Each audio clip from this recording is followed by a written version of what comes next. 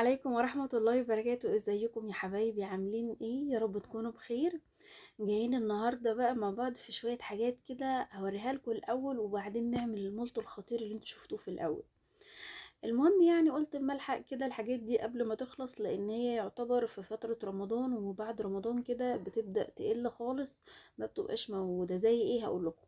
المهم انا جبت شوكولاتة خام عشان طبعا نعمل بيها المولتو. لقيت كده عنده اكياس توابل كده للبطاطس المحمرة، قلت اما اجربها بصراحة، يعني بحب الافتكاسات دي قوي. وجبت كمان كيسين صوبيا، والكمية دي كلها كانوا 2 كيلو تمر. 2 كيلو تمر دول انا ما بلاقيش التمر ده غير في رمضان. بعد رمضان للأسف نادرا نادرا لما بلاقيه. ده التمر البودر بحبه قوي، بيبقى عليه نسبة سكر كده. بصراحة بيبقى من المشروبات السريعة، وفي نفس الوقت تغيير عصاير كده زي ما بنقول. وجبت كمان بودر، بس السوبيا طلعت غالية قوي يعني. قولوا لي السوبيا عندكم غالية كده؟ يعني السوبيا الكيلو ب160. وجبت كمان فانيليا وفروتي، ليمون كده بالنعناع، قلت اما اجربه. جبت 4 اكياس بس، وجبت علبة تانية بالمانجا. وكمان كيك شيف وخميرة، جبت كمية منهم. انا الحاجات دي دايما بحبها اساسي معايا في البيت، اللي هي حاجات المعجنات، اللي هو البودر والفانيليا والكيك شيف والشوكولاتة الخام كمان، وجوزة الهند.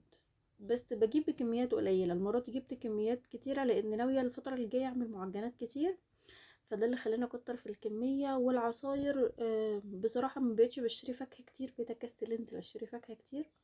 فبحب العصاير دي عندي كل شوية. انتوا عارفين بقى الصيف محتاج عصاير كتير، فالفاكهة ما بتقعدش، والفريزر عندي مش مكفي حاجة خالص ان انا اخزن فاكهة. فبجيب الفاكهة بعملها على طول، وما بتخلص بقى بستنى على ما بنزل تاني. ففي الفترة دي طبعا بنبقى عايزين نشرب عصاير بقى. انا كل يوم بعمل ازازة عصير، ايا كان بقى نوع العصير، واحطها في التلاجة. ازازة عصير كبيرة قوي، من اللي هي الازاز الكبيرة دي، ونطلع منها بقى طول اليوم. كل شوية نطلع منها كوباية اتنين كوباية اتنين، نشرب كده بترطب شوية في الحر ده. مكنتش لسه صيفت على فكرة برضو. المهم جبت هنا معايا 2 كيلو دقيق. هقول لكم بصوا بقى انا عملتها بعجينة يعني سهلة جدا، ومش صعبة خالص يعني. هتحبوها قوي. يعني يعتبر العجينة دي ممكن تستخدميها في حاجات كتير، ممكن نعمل بيها حاجات كتير. على فكرة دي عجينة الفطير الطري او القراقيش، بس تقدروا تقولوا كده بنوظف كل حاجة على حسب ما احنا عايزين. وعملتها على ايدي علشان خاطر الناس اللي بتقول العجان العجان. عملتها على ايدي خالص اهو، وما خدتش عجن كتير برضو، ما تعبتش قوي بصراحة. بس هو العجان من وسائل الراحة شوية يعني، عشان نرتاح. بس طبعا الاسعار دلوقتي يعني بقت اوفر قوي. يعني انا العجان بتاعنا كنت شارياه بتهيألي ب14 ونص باين، مش فاكرة بالظبط، بس بشوفه دلوقتي لقيته ب30 ألف، اللي هو الضعف الضعف بالظبط. فما اعتقدش ان دلوقتي حد هيقدر يشتري عجين ب30 ألف يعني. اللي جاب اجهزة فلت. انا نفسي ناقصني حاجات كتير مش عارف اجيبها اصلا يعني. الفريزر كنت عايزة اجيبه، وبعد ما حوشت فلوسه لقيته بقى الضعف ما شاء الله يعني. المهم تعالوا بس ما نقول كده على المقادير. حطيت 2 كيلو دقيق، عليهم حوالي ربع كيس سكر، يعني معلقة يعني كوباية كبيرة من السكر، وعليهم كيسين فانيليا وكيس خميرة، وكمان شوية سمسم عندي ده متحمص. خدوا بالكم لازم السمسم يبقى متحمص عشان يبقى طعمه حلو. وكوبايتين سمنة، حطيتهم كوباية في كوباية، يعني حطيت كوباية وعجنت بيها، ورجعت حطيت كوباية كمان. تمام. دي سمنة بلدي، عايزة تحطي بقى سمنة عادية عادي خالص اللي يريحك. وكمان حطيت عليهم شوية زيت كده حوالي ربع كوباية، وهبدأ اعجن فيها بقى براحتي خالص. طالما على ايدك براحتك خالص. ويفضل تحطي لبن، يعني ده لبن عندي رايب حطيت منه. ما عندكيش لبن رايب ممكن تحطي ميه دافيه عادي وتعجني بيها، بس اللبن بيبقى احلى. بيلم العجينه معاكي اسرع، وبتبقى طريه قوي، وفي نفس الوقت مغذيه قوي، خصوصا لو عندك اطفال يعني. انا اصلا عاملاها عشان خاطر ايلين بتموت فيه. كل ما بنعدي من على الفرن تقعد تقولي مولتو مولتو. بتحب قوي اللي هو المولتو الصغير اللي بيبقى محطوط في اطباق كده وملفوف عليه ستريتش في المخابز وكده. فقلت لا بقى، وانا كل ما اعدي هجيب علبة هجيب طبق وما بيقعدش يعني، بتخلصه وعايزة تاني. والله اللي عاملهولك في البيت يا ستي. عملت لها ال2 كيلو، رموا معايا كمية كبيرة جدا. يعني انتوا هتشوفوا انا عملت كمان منهم كيلو، كيلو مولتو وكيلو تاني كملته فطير. من كتر ما الكمية كانت كبيرة طبعا، لان هو صغير فرمى معايا كتير قوي. فاعملوه برضو هيرمي معاكم كتير قوي، بصراحة طعمه حلو قوي يعني. عملت الكمية وحطيتها في التلاجة في اكياس كده، وحطيتها في التلاجة وبقيت اطلع كده واسخن، لا اما اسيبه يفك زي ما انت عايزة. يعني لو عايزة الشوكولاتة سايحة ممكن تحطيه في الميكروويف، او تجمعي مثلا صاج كده مثلا وتحطيه تحت الشواية في الفرن. ياخد مثلا تدفية بسيطة خالص، يعني مش ياخد وش، لا يدفى، او تدفي الفرن وبعدين تحطيه فيه. بحيث ان انتي بس ما يبقاش ساقع قوي على الاطفال وهم بياكلوه. لو عندك ميكروويف طبعا حطيه دقيقة في الميكروويف هيطلع حلو برضو. لو ده او ده هتاكلوه مثلا الصبح في الفطار، طلعيه من بالليل يهدى خالص، هتلاقيه الصبح بقى حلو. وما تقلقيش يعني المعجنات مادام في التلاجة بتقعد معاكي فترة شوية. بصوا بقى عجنته على ايدي، ما خدش عجن كتير، يدوبك لميت العجينة. طبعا حسيت انها محتاجة كمان سمنة، فحطيت عليها كوباية سمنة كمان. بس السمنة البلدي افيد بكتير، هي صحيح غالية بس بصراحة احسن بكتير. انا بقالي فترة كبيرة اوي ما بشتريش سمنة من بره الحمد لله يعني. بجيب اللبن وبعمله، بشيل وشه زي ما قلت لكم كده واعمله زبدة واسيحها. بصراحة الموضوع ده يعني، احنا بنشرب اللبن وبحطه في الفريزر، وبعمل منه كل حاجة بقى، ان كان معجنات، بالذات بشاميل، كل حاجة. رز بلبن، مهلبية، كل حاجة بتعمليها باللبن افيد وانضف لك، وفي نفس الوقت هتطلعي منه السمنة. بس تحاولوا طبعا تجيبوا اللبن بخيره شوية، مش مفروز يعني، جيبوه من الفلاحين هما بيبيعوا اللبن بخيره. هنا انا كنت حطيت الكوباية السمنة بس كانت الحتة دي اتقطعت بتهيألي، والعجينة اتلمت معايا اهو، ما حبيتش اطول عليكم برضو. بصوا بقت زي الفل وطرية جدا، اللبن الرايب بيطريها قوي. لو اللبن الرايب عندك مش كتير واحتاجتي ان انت تحطي عليها ميه دافيه، حطي ميه دافيه، بس خدوا بالكم اللبن بيبقى دافي، ها، ناخد بالنا من النقطه دي. الحاجه اللي هتعجني بيها لازم تبقى دافيه، سواء كان لبن او ميه. خلاص هنا بقى هسيبها تخمر كده وترتاح. انا قلت اعجن في الطبق الكبير ده علشان خاطر اخد راحتي في التقليب وكده وما بهدلش الدنيا حوالين مني. بصوا بقى بعد ما خمرت، الورق الستريتش ده انا بحطه فوق اي حاجه بسيبها بتخمر، اي عجينه. ليه بقى؟ بيمنع الهواء وفي نفس الوقت بيخلي العجينه تخمر بسرعه قوي يعني، بيخليها تحتفظ كده بالدفى اللي جواها فيها فتخمر معايا بسرعه. بصوا بقى الحلاوه والجمال ده، العجينه زي الزبده. هبدأ بقى افردها كده مدورة عادي، الشكل اللي يطلع معاكي، بس تحاولي تدوريها على قد ما تقدري. ما طلعتش مدورة معانا بقى قطعة البيتزا. قطعة البيتزا دي اللي هتنجزني وهتظبط جدا في التقطيع. لو ما عندكيش قطعة بيتزا اعمليها بالسكينة، بس بصراحة قطعة البيتزا هتنجز معاكي اسرع، يعني السكينة هتبقى متعبة شوية. فحاولي توفري قطعة البيتزا. نحاول ندورها، ما دورتش معاكي دوريها بالقطاعة وعادي خالص براحتك. اللي تطلع معوجة واللي تطلع كبيرة واللي تطلع صغيرة مش هيبان، كله هيتاكل اساسا يعني، مادام عاملاها في البيت ونضيفة وواثقة فيها خلاص بتتاكل. بصوا هنا بقى انا كنت بعمل بسرعة قوي لانهم حوالين مني، فكل شوية عمالة بس يا بت بس يا بت ابعد يا بت ابعد يا ولد. ف بصراحة بقيت اعمل بسرعة قوي يعني عشان اعرف اصور لكم كده. بصوا هنا بقى بقطعها ازاي. انا كنت عملت معاكم قبل كده اللي هو الباتيه، بس بعجينة تانية مختلفة عندي شوية، لكن دي عجينة الفطير الطري فسهلة معاكي. مش هحشيه من جوه لكن هحشيه من بره. انا قبل كده عملته معاكم كان محشي من جوه شوكولاتة ومحشي جبن. المرة دي هحط عليه الشوكولاتة من بره بس. هلفه كده، بس لازم نقطعه اللي هي الحتة الصغننة دي علشان خاطر تعرفي تبرمي كده ويلف معاكي مظبوط. كل ما بتصغري المثلثات بتاعتك دي كل ما بتطلع معاكي اصغر، وكل ما بتصغر اولا بيرمي معاكي كمية اكبر، سليم بيبقى شكله حلو قوي يعني. بس ناخد بالنا الحتة اللي هتتلف ايوه دي بتبقى تحت، نحاول نحطها تحت عشان ما تفكش منك في الفرن. بصوا بقى هيرمي معايا كمية كبيرة جدا. هنا بقى في الخطوة دي حابة تحشيه من جوه، ممكن تحشيه من جوه برضو وتحطي فيه شوكولاتة او جبن لو هيفطروا بيه ولا حاجة، بيبقى حلو قوي. كمان لو تشربي مثلا جنبه كوباية شاي على الصبح كده، كوباية قهوة، وتفطري بيه حاجة خفيفة. شايفين حلو ازاي؟ وكل ما ترققي بقى العجينة يعني وانتي بتفرديها كده، كل ما ترققيها كل ما يبقى احلى، كل ما هيبقى مورق معاكي اكتر. بصوا العجينة زي الزبدة، جميلة قوي. تقدري تستخدمي المقادير دي في معجنات كتير قوي ومش هتحسي بالفرق يعني. هتقدري تفرقي مثلا ما بين عجينة والتانية، ان انتي تحشي دي حاجة ودي حاجة، تعملي دي شكل ودي شكل. لكن دي بالنسبة لك سهل قوي المعجنات كتير. هي كده كده كل المعجنات اللي محتاجة خميرة اساسها خميرة وبودر ودقيق طبعا. الاضافات التانية بقى زي ما تحبي، حابة تحطي سمسم، حابة تحطي جوز الهند، اللي يريحك. بس طبعا السمسم وجوز الهند بيدوا طعم وريحة للعجينة حلوة قوي. فدايما يعني عايزة تحطي ده او ده، بس طبعا دي لوحدها ودي لوحدها. يعني لو هتحطي سمسم لوحده، لو هتحطي جوز الهند تبقى العجينة لوحدها، ما تحطيش عليها سمسم تاني. هنا بقى لو عايزة ترقيها اكتر، رقيها اكتر عشان خاطر تطلع معاكي مورقة اكتر. يعني تعمل معاكي زي طبقات كده، فاهمينها؟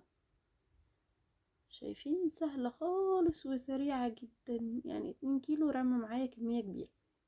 بصوا بقى، انا اخر ما زهقت رحت جبت شكارة دقيق.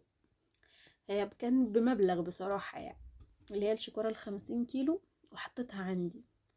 وبقيت اريح دماغي كل شوية اطلع واعمل. ما بقتش بقى كل شوية هنزل اجيب 2 كيلو هجيب 3 كيلو، لا. الموضوع ده سهل عليا كتير واوفر بصراحة، بين ان انتي تجيبي مثلا كيلو كيلو او 2 2. الموضوع ده اسهل بكتير اوي. يعني ممكن تعمليها مثلا في شهر ولا حاجة، هي هتضرب معاكي في الميزانية شوية، بس هيفرق معاكوا قوي قوي قوي ان دي يبقى عندك في اي وقت هتطلعي وتعملي معجنات، وفي نفس الوقت ارخص بكتير لما هتجيبي يعني سايب كيلو كيلو. والمغلف كمان اللي هو الشركات اللي هو الكيلو المغلف لوحده ده، ايا كان بقى نوع الشركة، بصراحة بقى اسعاره اوفر قوي.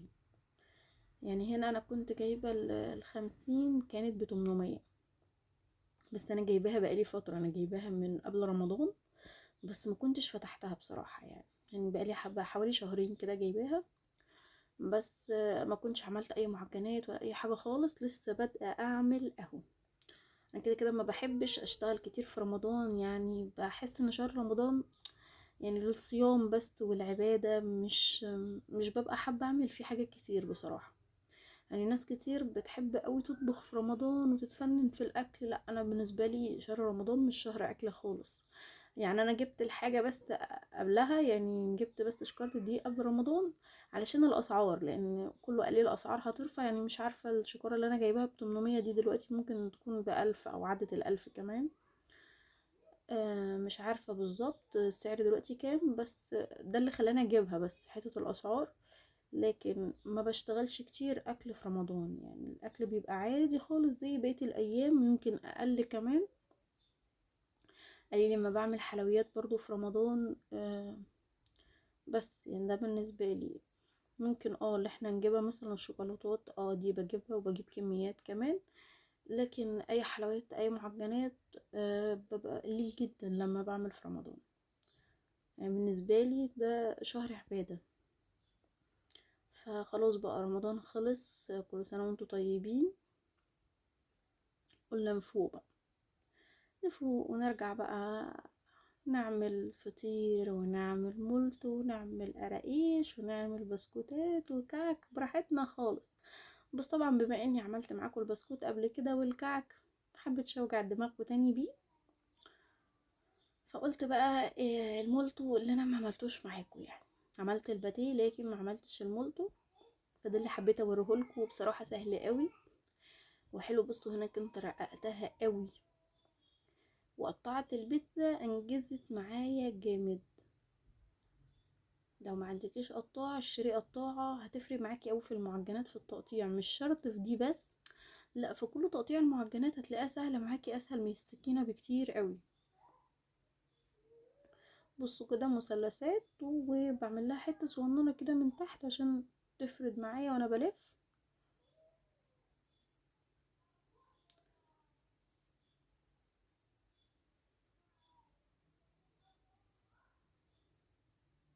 خلاص كده هخلص الكمية بقى مع نفسي، وارجع اوريكم ايه اللي حصل فيها يعني. بجد تحفة تحفة تحفة، هتتفاجئوا اصلا. الكمية كبيرة جدا، مش هتقولوا ان دول 2 كيلو دقيق خالص. برضو لو عايزين تعملوها مشروع اعملوها، هيفرق معاكوا قوي.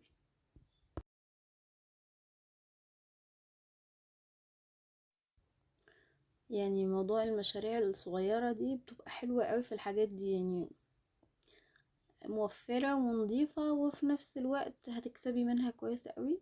بس ناخد بالنا من حتة النظافة يعني، اتقوا ربنا شوية في موضوع النظافة. بصوا بقى الكمية، ده كده انا عملت حوالي يعني اقل من نص العجينة كمان. حبيت اوريكم شكلها حلو قوي. هوريكم بقى رمت معايا كمية قد ايه في الاخر خالص. كمية كبيرة جدا، وشكلتها بالشوكولاتة كان شكلها تحفة. وخلصت بقى دول كنت بسويهم خلاص، وابتديت اعمل الفطير. بصوا بتخمر تاني في الفرن على فكرة. دايما لما بحب اعمل معجنات بحب الاول اقطعها، يعني اسيبها تخمر الاول العجينة وبعدين اقطعها واسيبها تخمر تاني. على ما بخلص يعني ما بسويش غير لما بخلص خالص بتكون خمرت. وطلعت هنا الشوكولاتة الخام طبعا علشان اخليها تعمل معايا كمية اكتر. انا حطيت نصها في طبق كده ألمونيوم، وتحته طبق تاني فيه مية دافية زي حمام دافي كده، بس بدل ما احطها على النار. فكت معايا، وكمان حطيت عليها كوباية لبن علشان تفرد معايا اكتر. بصوا طرية قوي من جوه. شايفين بقى شكلها كده صغنن وجميل جدا. احط بقى وشها كده في الشوكولاتة. لو عندك بقى فرمازي ممكن تحطي عندك جوز الهند على الشوكولاتة من فوق، بس وهي لسه دايبة كده يعني قبل ما تجمد. يعني ممكن بعد الشوكولاتة كده تحطي عليها جوز الهند، تحطي فرماسي، تحطي ملبس اي حاجة عندك. شايفين الجمال؟ دي بقى افتحوا فرن كده واقعدوا اعملوها جميلة قوي وسهلة وسريعة، مش هتاخد وقت، يعني ساعتين زمن هتلاقي نفسك عملتي كمية كبيرة جدا. والميزة ان هو هيرمي معاكي كتير، بس خدوا بالكم دي غالي قوي يعني اسعار الدقيق ربنا يستر. بصوا بقى دي جات لي هنا عايزة ادوق لازم تدوق الاول. هي الشوكولاتة بهدلتني شوية، بس يلا بقى مش مشكلة. قربت اخلص، هقعد اعمل الكمية كلها نفس الشكل كده، بس ناخد بالنا منحطهمش فوق بعض علشان خاطر ما يبهدلوش من تحت، يعني يبقى الوش بس اللي عليه. وممكن تحطيهم زي ما هما في ستوك كده، وتحطي الشوكولاتة في كيس وترشيها عليها من فوق برضو، بس مش هتبقى يعني مش هتداري الوش كله زي دي. الميزة في دي ان هي بتداري الوش كله كده، تحسيها زي بتاع بره بالظبط. من جوه طرية جدا، يعني ما شاء الله من جوه طالعة تحفة. كل شوية بقى قلت هعملها لها، بس قلت اما اعمل الكمية دي واحطها في التلاجة عشان ما تطلبش مني مولتو.